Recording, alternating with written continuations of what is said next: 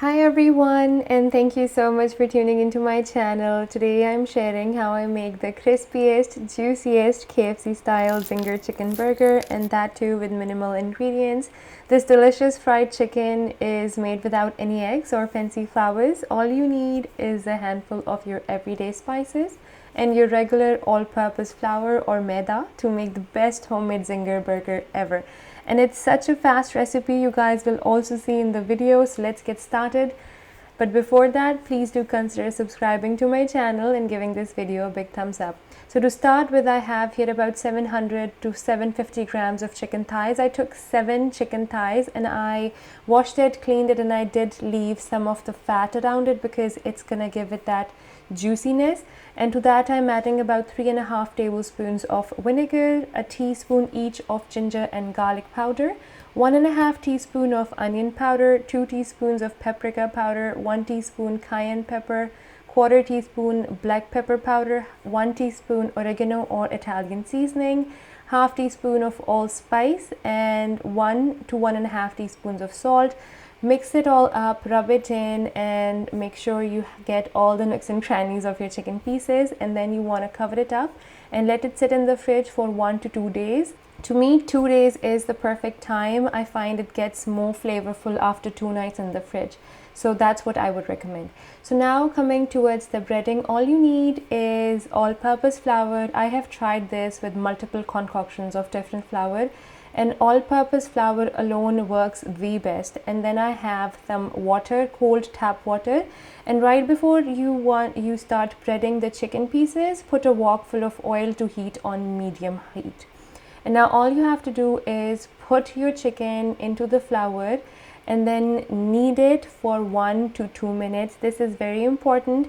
Also, you need a lot of flour for this recipe. So for 700 grams of chicken thighs, I took about 500 to 600 gram flour, and you might need extra, so keep 1 to 200 grams extra on the side, because if the flour it starts to get too curdly, you might have to replace it.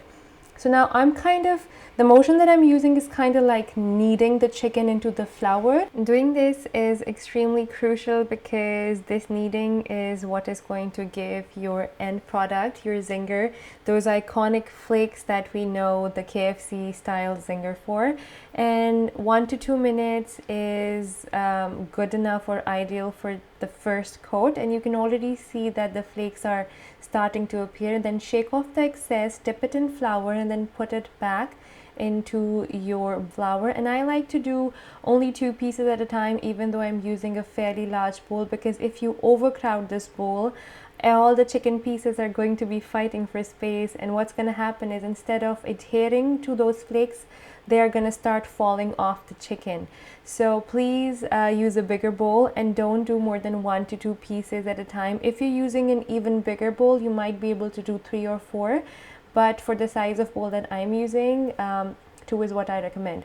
So again, you want to knead it for a good 3 to 5 minutes. The more you do it, the more flakier your chicken pieces are going to be. And I'm going to show you a piece just in a second. Just let me shake off the excess. And you want to shake off any excess flour so that the flakes they start to get more visible, and you can see how super flaky it looks. And now comes the frying part. Make sure that your oil is well heated. You need it to be at medium heat. If it's too high, your breading is going to start burning while your chicken piece is gonna stay raw in the middle. So medium heat, and 8 to 12 minutes is how much time it's gonna take. And if your breading is browning up too quickly, please reduce the heat to medium low.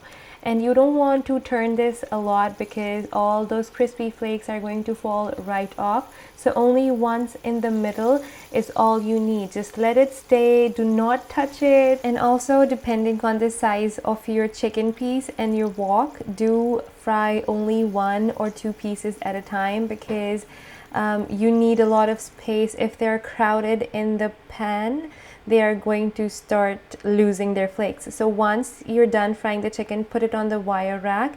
And this is an important little step, and a little tip I wanted to add is salt your pieces, a pinch on every piece.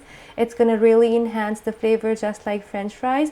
And while one piece is frying, put the others on the wire rack and not on paper towels either before or after frying. Just avoid putting it on flat surfaces because then it's gonna get soggy. So you can already see this chicken looks super crispy. It's really delicious, and you can serve it as it is, or you can turn it into a delicious chicken zinger burger, which I am doing here. So I took some brioche buns, store-bought, or you can use my buns recipe. I'm gonna link it here for you guys. Just toast it on a pan and then add your favorite toppings. I'm simply using mayonnaise and a salad leaf and cheese. You can also add spicy sriracha if you want to make it spicy, or you can even use the burger sauce that I used in my stuffed chicken cheeseburgers.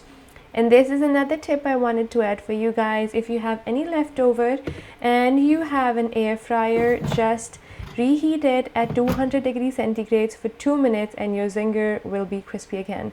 So that was all for today. I hope you guys enjoyed this video and this recipe. If you did, please do give it a big thumbs up and consider subscribing to my channel. Until next time, the Homemaker Baker over and out.